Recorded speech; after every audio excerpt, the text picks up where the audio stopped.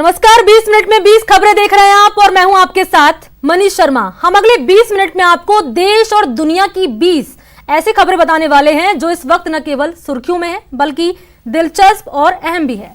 तो चलिए शुरू करते हैं 20 मिनट में 20 खबरों का ये सिलसिला और सबसे पहले आपको दिखाते हैं राजस्थान की कौन कौन सी खबर इस वक्त अहम है। सूरज निकलने से पहले इस आग और रुक रुक कर हो रहे इसमें धमाकों से अजमेर का केसरगंज इलाका दहल उठा। जिस दुकान में ये आग लगी थी वो पटाखों की दुकान थी, लिहाजा जब इसमें आग भड़की तो चंद मिनटों में इसने विकराल रूप अख्तियार कर लिया। पटाखों की दुकान में लगी आग इतनी भीषण थी कि फायर ब्रिगेड की टीम पहुंचने से पहले ही इसने आसपास की कई दुकानों को अपनी गिरफ्त में ले लिया था। आग की खबर मिलते ही पास के क्लॉक टावर थाना पुलिस और फायर ब्रिगेड की टीम मौके पर पहुंच गई। एक तरफ फायर ब्रिगेड की टीम आग बुझाने की कोशिश में लगी थी तो वहीं पुलिस ने इस रास्ते पर गाड़ियों की आवाजाही रोक दी ताकि इस आग की चपेट में कोई गाड़ी न आ जाए। करीब 1 घंटे तक फायर ब्रिगेड की 6 से ज्यादा टीम आग बुझाने में लगी रही और कड़ी मशक्कत के बाद इस आग पर काबू पाया जा सका। बताया जा रहा है कि इस आग की वजह से कोई जख्मी तो नहीं हुआ, लेकिन लाखों का नुकसान जरूर हो गया है। अलवर के बानसूर में एक ही परिवार के दो पक्षों में हुआ जमीनी विवाद खूनी संघर्ष में बदल गया। जमीन विवाद में दोनों पक्ष एक दूसरे के खून के प्यासे थे, ये तस्वीर में साफ देख सकते हैं। दोनों पक्षों ने इस हमले में धारदार हथियार का इस्तेमाल किया। इसमें एक शख्स गंभीर रूप से घायल हो गया। दरअसल कुल्हाड़ी से उसके पैर को काटने की कोशिश की गई, जिसमें वो गंभीर रूप से घायल हो गया। एक व्यक्ति दाताराम सनोप रामगढ़ जाट निवासी नए नगर हॉस्पिटल में घायल अवस्था में भर्ती हुआ है, जिसका इलाज हेतु मेडिकल हेतु तैयारी दी गई है। अभी तक कोई जानकारी नहीं हुई है। रिपोर्ट मिलने पर अग्रिम कार्रवाई की जाएगी। उसको गंभीर हालत में कोटपुतली रेफर कर दिया गया है। इस झगड़े में दोनों पक्षों के 9 लोग घायल हो गए हैं।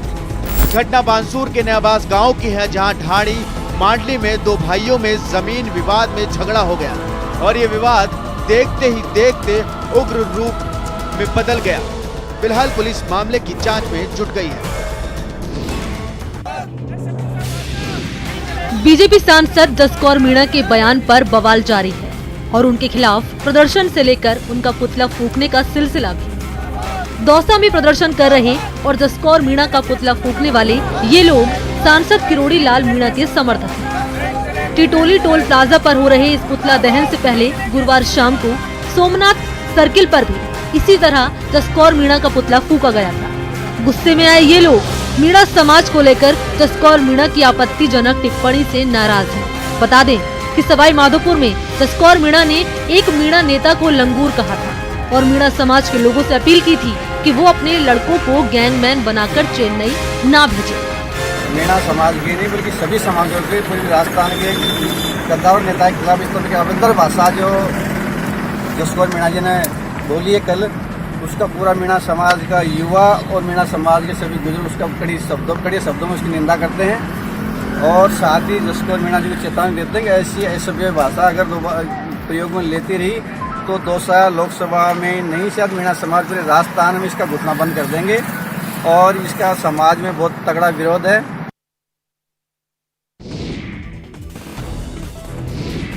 दशहरा और दिवाली के मद्देनजर सीएम अशोक गहलोत ने सीएम हाउस में एक समीक्षा बैठक की। इस बैठक में सीएम अशोक गहलोत ने कहा कि जब कोरोना संक्रमण से बचाव के लिए स्कूल नहीं खुल रहे, अंतिम संस्कार और शादी विवाह में शामिल होने वाले लोगों की संख्या सीमित है, तो ऐसे में दशहरा और दिवाली पर लोगों को भीड़ लगाने की इजाजत नहीं दी जा सकती है।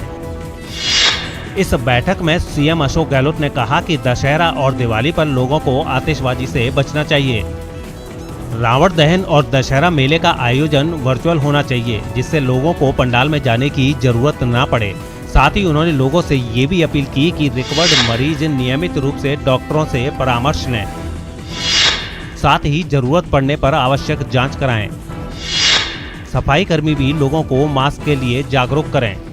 कोरोना संक्रमण से बचाव के लिए जरूरत है सावधान रहने और सरकार की ओर से जारी गाइडलाइंस का पालन करने की। सीएम गहलोत भी यही कर रहे हैं ताकि जल्द से जल्द इस बीमारी को हराया जा सके।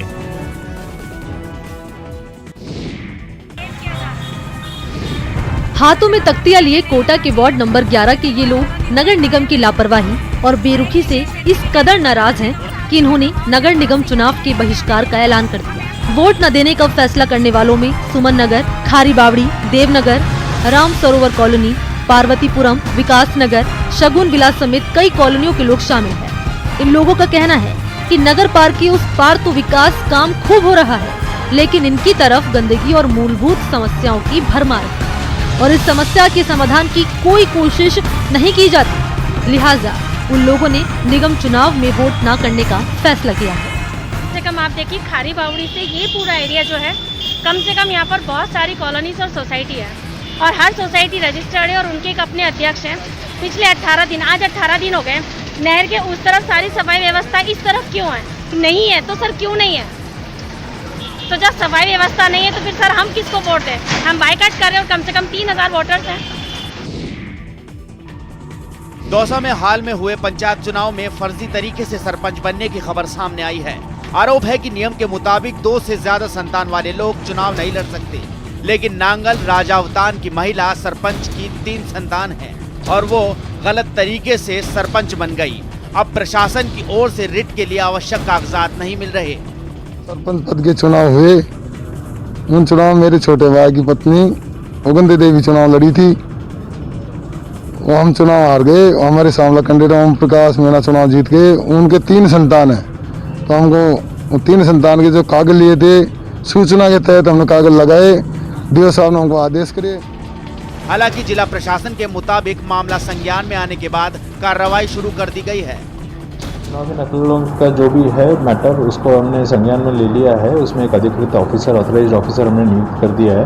इसमें कार्य हो रहा है, रेगुलर गति से कर रहे हैं। इसमें और भी इस काम में कार्य में तेजी और गति लाई गई। सवाल है कि क्या वाकई सरपंच के चुनाव में कोई फर्जीवाड़ा हुआ, और अगर ऐसा सही है तो फिर इसे रोकना या इसके खिलाफ कार्रवाई करना क्या प्रशासन की जिम्मेदारी नहीं है?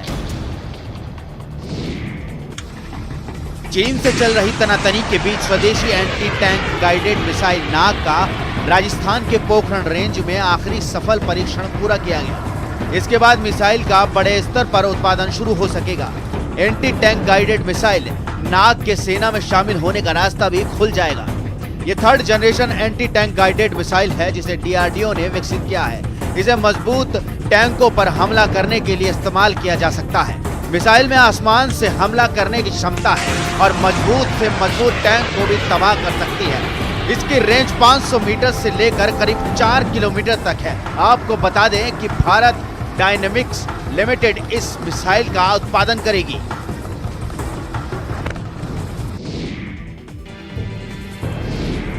अब आपको दिखाते हैं जंगल की जबरदस्त फाइट की ऐसी तस्वीर जो आपने शायद ही देखी होगी। जंगल में 2 का दम है। ये जंग है एक बाघिन और एक अजगर की। दोनों में से कोई भी खुद को कमजोर मानने वाला नहीं है।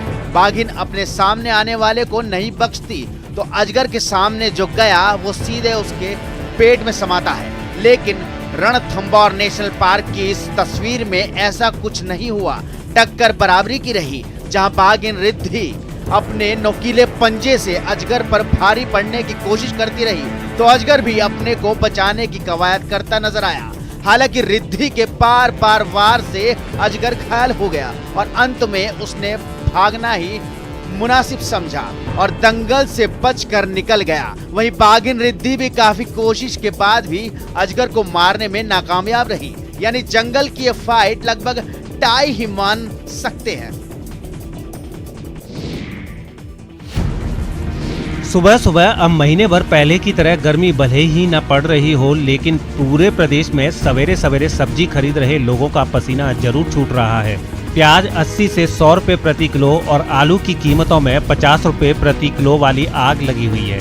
राजधानी जयपुर की बात करें तो यहाँ प्याज 80 रुपए किलो, आलू 50 रुपए किलो और टमाटर 50 रुपए किलो मिल रहा है। राजधानी जयपुर के अंदर मौसम में भले ही ठंडक आ रही हो, लेकिन बाजार की सब्जी का मिजाज लगातार गर्माता जा रहा है। बात चाहे प्याज की करें, आलू की करें, टमाटर की करें या फिर ताज़ा सब्जियों की बात करें, आम आदमी के घर का बजट, उसकी रसोई का खर्च गड़बड़ा रहा है। अभी प्याज क्या भाव लिया? प्याज 80 रुपए किलो सर। 80 रुपए किलो। और आपने क्या क्या आज खरीदा है सब्जी में? सारी लिए सब्जी, कुल मिला के सारी सब्जी लिए घर के हिसाब की। टिंडा, भिंडी, टमाटर। क्या फर्क है भाव? बहुत फर्क है, 1.5 भाव से ऊपर ही है सब। टमाटर का 30 जी, क्या भाव है? 50 रुपए किलो मिल रहा है, 40 रुपए किलो मिल रहा है टमाटर। भिंडी सब चीज महंगी हो रही है भैया, बहुत ज्यादा। रसोई का बजट ही बिगड़ता जा रहा है। जहाँ टिंडा 40 रुपए किलो, 50 रुपए किलो, वहाँ 80 रुपए किलो मिला है। तो चलिए बढ़ते आगे। 20 मिनट में 20 खबरों में अब बात करते हैं देश की कई और अहम खबरों की। मुंबई में एक शॉपिंग मॉल में आग लग जाने से अफरा तफरी मच गई। बताया गया है कि शॉर्ट सर्किट की वजह से यह आग भड़की, जिससे मॉल के अंदर भगदड़ मच गई। हादसे के वक्त कई लोग मॉल में मौजूद थे जो इधर उधर भागते हुए दिखाई दिए। आग की वजह से धुआं तेजी से फैल चुका था और जल्दी ही दमकल की कई गाड़ियां वहां पहुंच गईं। आग को बुझाने के लिए हाइड्रोलिक क्रेन की भी मदद ली गई। ये आग इतनी भीषण थी कि इसे लेवल 4 की आग घोषित किया गया और इसे बुझाने में एक फायर फाइटर घायल भी हो गया। मॉल में लगी आग को देखकर आसपास सैकड़ों लोग इकट्ठा हो गए। खबर है कि मोबाइल फोन की एक दुकान में आग लगी थी, जिसकी चपेट में कुछ और दुकानें भी आ गईं। हालांकि आग लगते ही मॉल के अंदर मौजूद सभी लोग बाहर निकल आए, जिससे एक बड़ा हादसा होने से टल गया।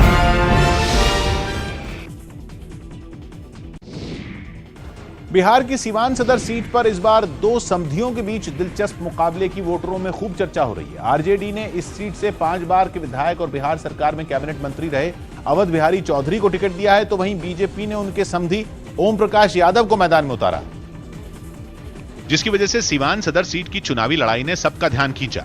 बीजेपी उम्मीदवार ओम प्रकाश यादव छोटी छोटी जनसभाएं करके लोगों से वोट मांगते दिखे। वो सीवान से 2 बार सांसद रह चुके हैं। 2009 में तो उन्होंने वहां से बाहुबली नेता शाहबुद्दीन की पत्नी को मात दी थी। यही वजह रही कि बीजेपी ने इस बार उन्हें सीवान सदर से विधायक बनने का मौका दिया, लेकिन उनके समधी अवध बिहारी चौधरी ने आरजेडी से उनके खिलाफ मैदान में उतरकर उनकी चुनौती बढ़ा दी, जिसकी वजह से वो अपने रिश्तेदार पर हमला करने से पीछे नहीं हटे। देखा है कि जनसभाओं में आप कहीं कहीं आपको सफाई भी देनी पड़ रही है कि हमारे समधी जी हैं, लेकिन हमारे समधी जी हैं लेकिन गलत पार्टी में चले गए हैं। कुछ ऐसे ही तेवर आरजेडी प्रत्याशी अवध बिहारी चौधरी के भी दिखे। वो जानते हैं कि इस बार उनके और उनके समधी के बीच कांटे की टक्कर है, इसीलिए वो दिन और रात की परवाह किए बिना प्रचार में जुटे दिखे। इतना ही नहीं, बीजेपी प्रत्याशी ओम प्रकाश यादव से रिश्तेदारी होने से जुड़े सवाल का उन्होंने बड़ा ही रूखा जवाब दिया। चुनाव में एक दूसरे के आप आमने सामने हैं और जबकि रिलेशनशिप और रिश्तेदारी आड़े नहीं आ रही है इसमें। वो मेरा कोई रिश्तेदार नहीं है। ओम प्रकाश यादव की बेटी की शादी अवध बिहारी चौधरी के भतीजे से हुई। ऐसे में दोनों रिश्ते में समधी हैं। चुनाव के शोर के बीच बिहार के सासाराम विधानसभा क्षेत्र में कुछ लोग खनन रोकने वाले कानून पर नीतीश सरकार को घेरने में लगे। खनन के जरिए कुछ साल पहले तक करीब 5 लाख लोगों को रोजगार मिलता था, लेकिन पहाड़ों को बचाने के लिए खनन पर रोक लगा दी गई। करवंदिया पहाड़ पर अवैध खनन रोकने के लिए बिहार मिलिट्री पुलिस के जवान दिन रात तैनात रहते हैं। चुनाव ड्यूटी के अलावा पहाड़ की ड्यूटी भी जवान करते हैं। ये जो जवान आपको दिख रहे हैं, ये इस वक्त पहाड़ ड्यूटी में लगे हैं। इनकी ड्यूटी चुनाव में नहीं लगी है। एक तरफ चुनाव ड्यूटी में तमाम लोग लगे हुए हैं, लेकिन इनकी ड्यूटी सिर्फ पहाड़ की सुरक्षा में है। आसपास के कई गांवों के लोगों को पत्थर उद्योग से रोजगार मिलता था, जो बेरोजगार हो चुके हैं। ऐसे लोग अपना गुस्सा पहाड़ों की ड्यूटी पर लगे जवानों पर निकालते हैं। वो लोग सोचता कि इसी लोग बंद किया है, इसी पानी उन्हें नहीं दे पाते हैं। थोड़ा सा भी समय मिलता है तो स्थानीय लोग यहाँ आकर के तोड़ने फोड़ने लगते हैं। चुनाव के वक्त लोगों की मांग है कि या तो खनन शुरू किया जाए या इलाके में फैक्ट्रियां लगाई जाएं, ताकि लोगों को रोजगार मिल सके। खनन हम लोग को चालू कर दिया जाए, हम लोग खुश रहेंगे। हम लोग कोई रोजगार है ये नहीं है। हम लोग यहाँ का आदमी हो के हम लोग बेरोजगार से दूसरी जगह कमाने जा रहे, जो हम लोग खुद घर में कमाने का साधन। आसपास के लोगों का मानना है कि खनन पर रोक लगने के बाद अवैध खनन बढ़ा है और लोगों से रोजगार छिना है। हरियाणा के कुरुक्षेत्र से एक दिल दहला देने वाला वीडियो सामने आया, जहां एक ट्रक ने 2 लड़कों को टक्कर मार दी।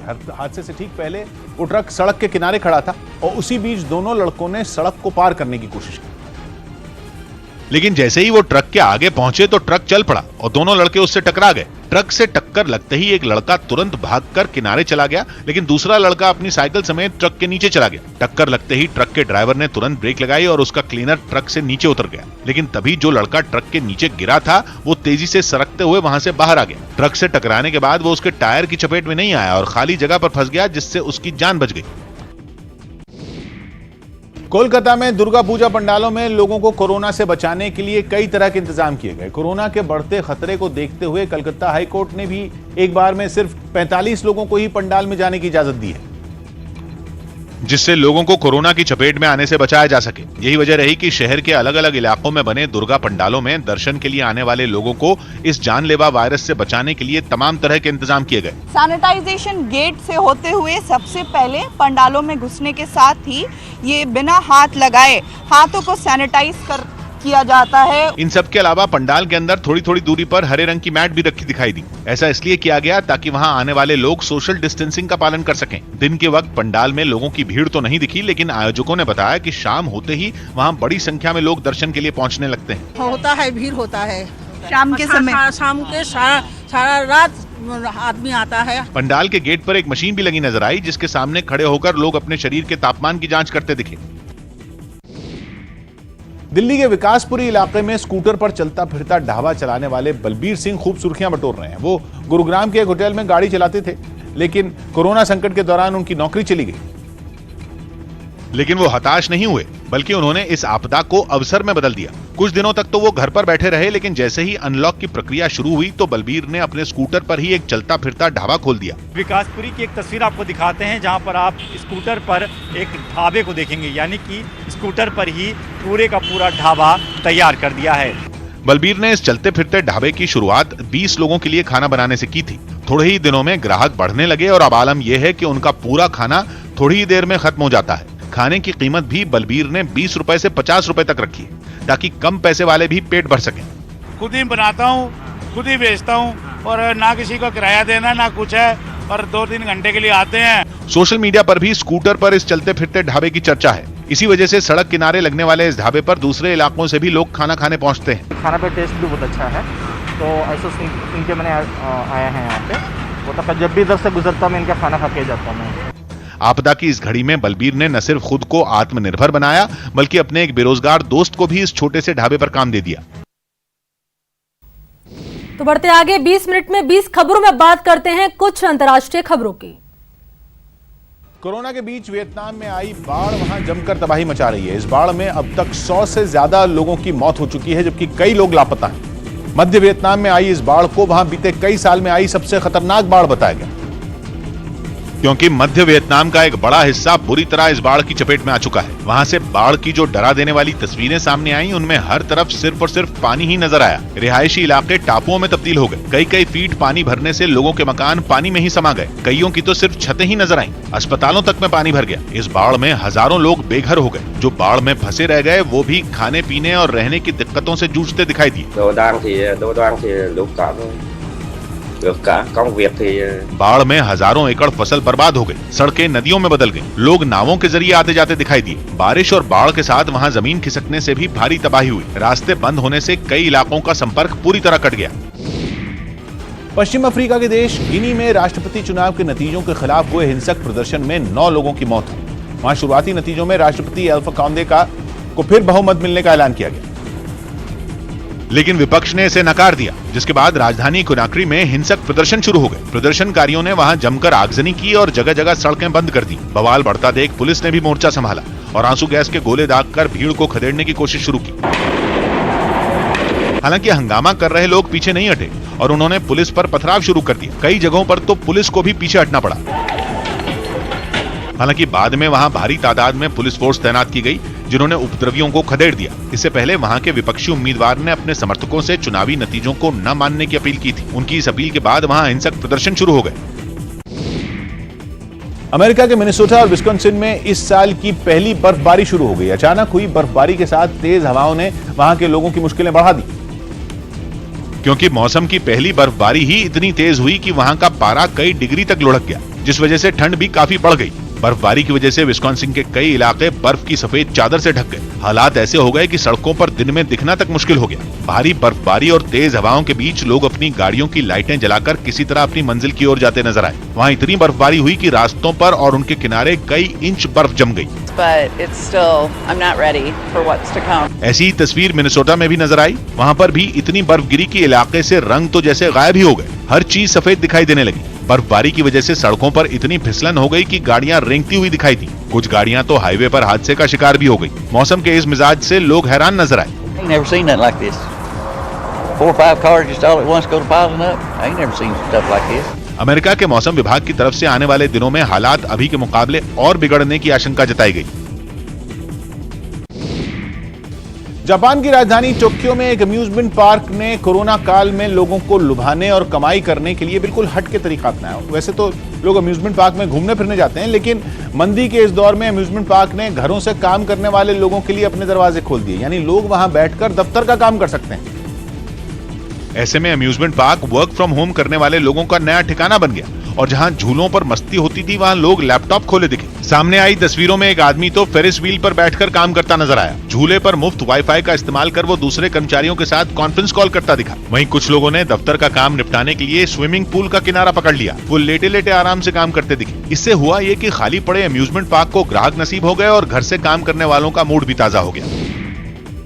अमेरिका के लॉस एंजलिस शहर में दमकल विभाग ने आग बुझाने के लिए एक रोबोट उतार दिया। दावा है कि अमेरिका का पहला आग बुझाने वाला रोबोट है, जो जंग के मैदान में लड़ने वाले किसी टैंक जैसा नजर आया। दमकल कर्मी ने दूर से ही रिमोट पर कमांड दी और उस रोबोट ने एक इशारे पर हवा में कई फीट ऊपर पानी की बौछार शुरू कर दी। बताया गया कि रोबोट 1 मिनट में 9,500 लीटर पानी स्प्रे कर सकता है, जो कि फायर इंजन के मुकाबले 5 गुना ज्यादा है। वो एक बार ईंधन भराने पर लगातार 20 घंटे तक काम कर सकता है। और सिर्फ इतना ही नहीं, आग लगने की सूरत में रोबोट भारी से भारी मलबे को चुटकी बजाते ही रास्ते से साफ भी कर सकता है। सामने आए वीडियो में वो एक गाड़ी को हटाता दिखा और तो और लोहे के सामान से भरे उबड़ खाबड़ रास्ते पर वो आराम से दौड़ता हुआ भी नजर आया। रोबोट में कैमरा भी लगा है, जिससे वो इमारत में लगी आग का पूरा वीडियो दिखा सकता है। दावा है कि रोबोट आग में फंसे लोगों को बचाने में भी काफी मददगार साबित हो सकता है।